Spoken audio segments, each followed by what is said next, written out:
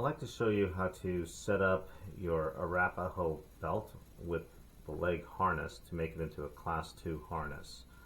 And the simplest way is to do it with the turnouts not on. I'm showing here without the suspenders, but you should have your suspenders when you're using this type of harness because it's a set and go harness. It's not that easy to tighten up the waist strap once it's on. So you would open up your harness and you would flip it over and place your belt loops. Open up your belt loops, take your harness and place it inside the belt loops. Now if you had ones that did not have Velcro and you just want to slide it in, you can do that also. Once here, you flip it back over, take one of your legs with the label, you would place it towards the body and you would slide it, one of the ends of the belts, through the leg itself, through the O-ring and through, especially through this hip buckle here. This does move. We would like this just forward of the hip, so that's where the leg loops would go. From there, on this side, we do recommend Velcro on the two front connectors, and you Velcro within the A-frame.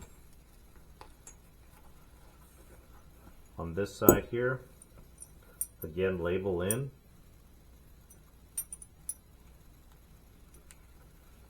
slide it through the buckle and connect it again on Velcro, and just give it a nice little tight snug here to keep this from sliding out. And once again, label against the thigh. Now you have two ways to do this. You can wrap forward or wrap behind. I like to wrap forward. You can wrap behind like like Gemtor has it, the pull behind, but I do like the front so it's easier to pull down once you're on your hands and knees. Shown here, I take the belt loop, come through under the crotch,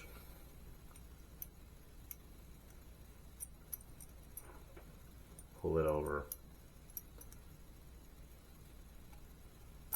crotch, and repeat on the other side.